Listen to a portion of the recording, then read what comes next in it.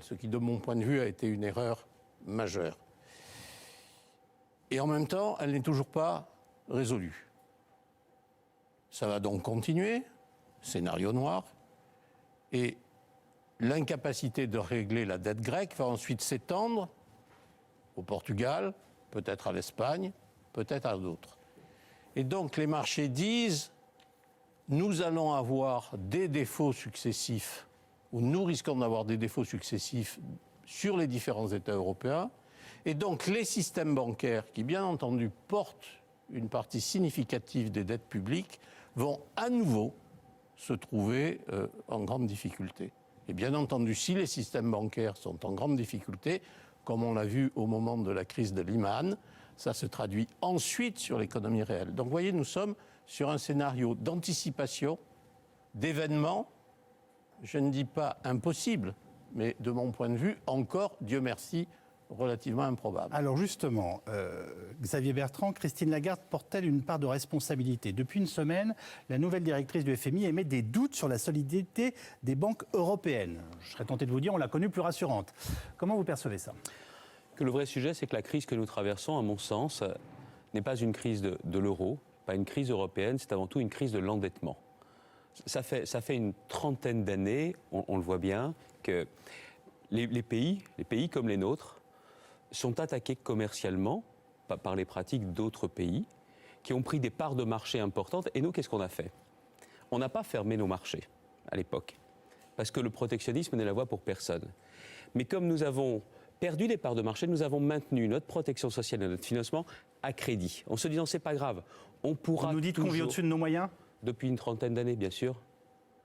Tous confondus, toutes les majorités, quelles qu'elles soient. Mais aujourd'hui, c'est fini de danser. Parce qu'on a atteint de tels niveaux d'endettement que la seule solution pour nous, si on veut rester maître de notre destin, si on veut rester indépendant, et on voit ce qui s'est passé en Grèce, je ne veux pas de cette situation-là pour la France, c'est qu'il faut réduire l'endettement. Alors, mais pas de n'importe quelle façon. Très bien, on va y consacrer cette émission, mais je vous repose ma question parce que vous n'y avez pas répondu. Est-ce que vous pensez que Christine Lagarde, en tant que nouvelle directrice du FMI, prend une part de responsabilité dans les inquiétudes qui viennent d'être décrites par Jean-Pierre Levade en disant qu'elle a des doutes sur la solidité des banques européennes? Je repose ma question. Yves Calvi, je vous avais bien répondu. Si le sujet est là depuis 30 ans, ce ne sont pas les déclarations de Christine Lagarde depuis une semaine qui ont créé quoi que ce soit qui serait anxiogène ou qui poserait problème. Mais elle a raison? Sur la question... Est-ce qu'elle a raison de le dire? Est-ce qu'elle a raison de le penser? C'est au FMI qu'elle donne ce point de vue. Maintenant, moi, je ne vais pas rentrer dans cette question-là, parce que pour moi, ce n'est pas le cœur du sujet, ce n'est pas le cœur du dossier. Le vrai sujet aujourd'hui, ce sont... Non, ce qu'elle était notre ministre de l'économie il y a très peu de temps. Mais ce ne sont plus... Ça ne vous a pas échappé. Les entreprises qui sont en première ligne. Et même, on dit que ce sont les banques, ce sont les États. C'est-à-dire sur les dettes souveraines, les dettes des États. Est-ce que les États seront remboursés? Voilà le sujet fondamental. Vous voulez réagir rapidement? Je vais venir au secours de Xavier Bertrand. Je pense qu'elle a eu tort. Parce qu'effectivement, le problème n'est pas un problème de solvabilité des banques européennes, qui est dans l'ensemble, dans des conditions normales, satisfaisantes. Le vrai problème, il l'a dit d'ailleurs, c'est le problème massif de l'endettement public européen, et spécifiquement européen, parce que les Européens ont été incapables de se mettre d'accord entre eux pour le régler. Ils sont comme les curiaces, si je puis dire. Hein. Les marchés attaquent les États les uns après les autres. D'abord la Grèce, ensuite le Portugal, et tous les dominos risquent de tomber les uns après les autres. Alors justement, Arnaud Montebourg, la situation ce soir appelle peut-être des plans d'austérité encore plus rudes. Parce qu'on pourrait se dire que sans dette, nous ne serions pas à la merci des marchés. Qu'est-ce que vous en pensez ? D'abord, je crois que si nous regardons les choses lucidement, on voit qu'il s'agit d'abord d'une crise du système financier. Car s'il y a autant d'endettement, même de surendettement dans les entités publiques, c'est parce que les États se sont portés au secours des banques. Le chiffre de la Commission européenne est de 4 589 milliards d'euros. C'est ce qu'ont dépensé les pays membres de l'Union européenne pour renflouer leurs banques, leur faire des prêts, leur donner des subventions, et en comptant les éléments indirects, c'est-à-dire le Fonds de stabilité financière. Donc c'est énorme. C'est 2 fois la richesse créée en un an par la France. Ça, c'est ce que les États ont été obligés. C'est la faute des banques si la Grèce est dans cet état aujourd'hui ?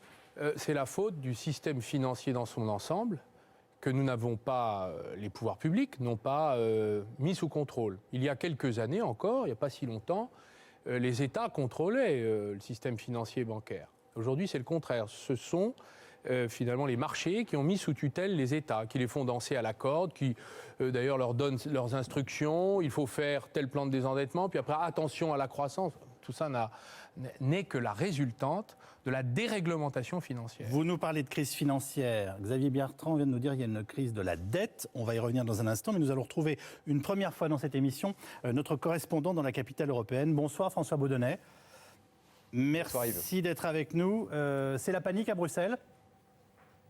Alors oui, c'est la panique. Alors une panique tout à fait feutrée, hein, évidemment, comme on en connaît à Bruxelles. Mais c'est vrai que les dirigeants européens ont peur. Si on voulait prendre un petit peu une image, je dirais que les Européens ont le sentiment en permanence d'être au bord d'un précipice. Ils essayent de construire un pont sur ce précipice. Et dès que le pont a été construit, eh bien, le précipice s'agrandit. Alors oui, évidemment, ici, à Bruxelles, il y a une grande peur. Alors pourquoi ? Eh bien, on a connu encore aujourd'hui un lundi noir, on l'a dit, sur les marchés financiers. Le problème, Yves, c'est que ce lundi noir suit un mardi noir, qui suit lui-même un jeudi noir. Et en fait, tout ça a vraiment débuté fin juillet, après un sommet européen qui s'est tenu ici à Bruxelles, dont l'objectif était justement de rassurer les marchés et de mettre en place le deuxième plan de sauvetage de la Grèce. Donc on le voit, ça n'a pas du tout marché, pour deux raisons. D'abord, je dirais que l'Europe est en train de réaliser que la Grèce ne tiendra pas ses objectifs et que la Grèce est une sorte de tonneau des Danaïdes. Il faut donc sans cesse y rajouter de l'argent. Et puis aujourd'hui, on a eu également confirmation que les banques européennes commencent à ne plus vouloir se prêter d'argent entre elles. Alors vous l'avez déjà évoqué, mais c'est vrai que c'est grave parce que ça avait eu lieu en 2008 après la faillite de Lehman Brothers. Et si les banques ne se prennent plus d'argent entre elles, elles n'en prêtent plus non plus à l'économie réelle, aux entreprises. Et c'est donc toute l'économie qui est grippée. Alors je dirais oui, évidemment, les Européens ont peur. Fin juillet, honnêtement, j'avais dit, oh, écoutez, on croit que le plus dur de la crise est peut-être derrière nous. Début septembre, je dirais plutôt le contraire. Le plus gros de la crise de l'euro est sûrement devant nous. Juste une réaction rapide. Les propos de Mme Lagarde appelant à une recapitalisation des banques européennes, il faut les prendre comment ? Pompier ou pyromane, notre nouvelle directrice française du FMI ? Écoutez, c'est un peu des deux. Alors c'est vrai que Mme Lagarde ne dit pas exactement la même chose quand elle est ministre, quand elle était ministre française de l'économie et depuis qu'elle est directrice générale du FMI.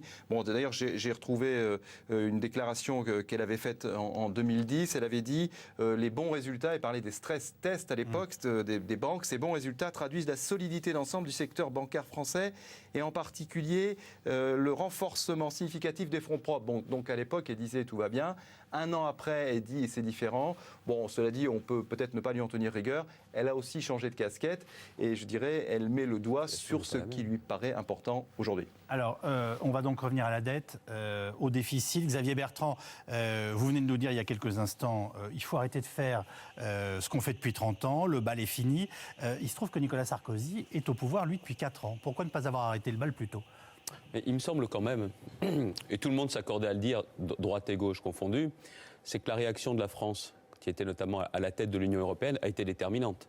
Parce qu'on a évité le précipice à ce moment précis. Ce n'est pas ma question. Oui, non, attendez. C'est quand on dit qu'il faut arrêter le bal, il est normal qu'on vous dise pourquoi on ne l'a pas arrêté plus tôt. Parce que depuis 30 ans, il aurait fallu l'arrêter et qu'on s'est aperçu avec la crise de 2008 qu'on ne pouvait plus continuer comme cela. Voilà, c'est un fait qui est établi. Nous ne pouvons pas avoir des échéances électorales dans lesquelles on ne parle pas de cette question de la dette. La première fois que le sujet a été abordé, disons-le très clairement, ça a été à proprement parler en 2007. Mais aujourd'hui, c'est comme dans un ménage. Vous ne pouvez pas éternellement dépenser plus que ce que vous avez. Sauf qu'il va falloir aussi que les États gèrent en bons pères de famille, que les gouvernements gèrent en bons pères de famille. Voilà d'ailleurs la logique de la règle d'or, qui est une règle de bon sens. Voilà pourquoi il faut aussi que l'on réduise les déficits, parce que si vous réduisez les déficits, vous réduisez la dette, vous avez moins besoin d'emprunter, vous dépendez moins de l'extérieur. Voilà ces règles qu'il faut maintenant faire entrer dans le débat politique et dans la pratique gouvernementale. Est-ce que la fameuse règle d'or, Jean-Pierre Levade, permettrait d'en finir avec ce qu'on pourrait appeler le serpent de mer de la dette ? Et puis on va s'interroger les uns les autres là-dessus. Si vous permettez, sur ce sujet, une réponse un peu articulée. Est-ce qu'il faut, dans les différents États européens, une règle que j'appellerais pas une règle d'or, parce que vraiment, je veux dire, appeler quelque chose qui relève de la discipline une règle d'or, je trouve ça un tout petit peu contradictoire. C'est pas doré, c'est une contrainte. Donc avoir dans tous les États européens... C'est de la discipline de base ? Oui, c'est de la discipline de base. 2, Si c'est un objet d'intérêt national, ce que je crois, de remettre de l'ordre dans notre endettement, la moindre des choses, me semble-t-il, serait que le gouvernement accepte de discuter avec l'opposition de bonne foi ce que devrait être une règle acceptée par l'ensemble des forces politiques. Et troisièmement, je dois dire, je crois être un tout petit peu initié dans ces matières, la règle qui est, que j'ose pas appeler d'or une fois de plus, la règle qui est imposée à l'opposition sur le thème « vous signez ou vous êtes coupable », je dois dire que moi, personnellement, je n'arrive pas à comprendre son sens. Donc si je n'arrive pas à comprendre son sens, peut-être que Xavier Bertrand va nous expliquer qu'est-ce qu'elle veut dire cette règle, je ne vois pas comment l'opinion publique peut comprendre. Donc si on va vers une règle, j'aurais tendance à proposer une règle beaucoup plus simple, qui est d'ailleurs pratiquée par un certain nombre d'États, à discuter entre la majorité et l'opposition, c'est on interdit la dette pour financer des dépenses de fonctionnement, c'est-à-dire des dépenses définitives. On va y revenir, et bien entendu, Xavier Bertrand va réagir. Arnaud Montebourg, François Hollande et Ségolène Royal se sont prononcés pour la règle d'or, mais après 2012. Vous, toujours pas. Qu'est-ce que vous en pensez de la règle d'or ? Je crois qu'il n'y a pas besoin de règle d'or pour assumer ses responsabilités. Je repense à ce qui s'est passé pendant les années Jospin. J'étais jeune député, je soutenais d'ailleurs la majorité Lionel Jospin. J'ai repris les chiffres, on a pris le pays à 59,7% de dette de la richesse nationale, on a rendu le pays à 59,1% de la dette de la richesse nationale. Donc il est parfaitement possible pour une équipe gouvernementale d'être sérieux sans avoir à mettre dans la Constitution, mener d'ailleurs un débat juridico-financier, un certain nombre de contraintes. Donc vous êtes contre ?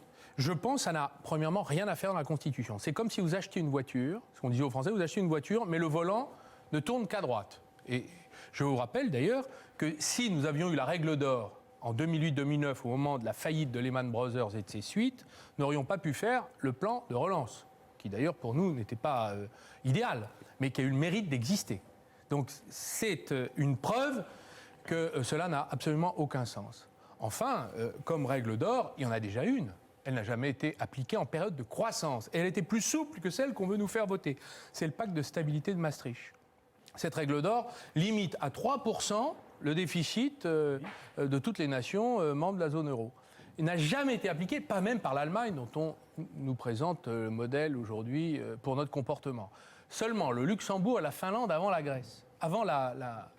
Vous nous dites que la discipline budgétaire n'a pas besoin d'être inscrite dans la Constitution. Elle a besoin d'être mise en pratique. Quand on a un Premier ministre comme M. Fillon qui déclare, je cite précisément, c'était le 22 septembre 2007, « Je suis à la tête d'un État en situation de faillite sur le plan financier » et que toutes les lois de finances depuis 4 ans se sont acharnées à multiplier les diminutions d'impôts, les cadeaux fiscaux à des gens d'ailleurs qui n'ont aucun problème de pouvoir d'achat, on se demande est-ce que cela est bien responsable ? Il n'y a pas besoin de règle d'or pour ça. Il suffit d'être responsable. Et nous avons des dirigeants qui ont augmenté la dette de 59% à 84% entre 2002 et 2011. Donc, en 10 ans de gouvernement des amis de M. Bertrand, on a une augmentation de 25%. Et ce n'était pas que la crise, c'était aussi de la mauvaise gestion. Avant d'ouvrir l'ensemble de la parole sur ce plateau à des questions qui vont être qui va payer, puisque c'est au bout du compte ce qui intéresse tous les Français. Bien entendu, je vous demande de réagir à ce que vient de nous dire Arnaud Montebourg.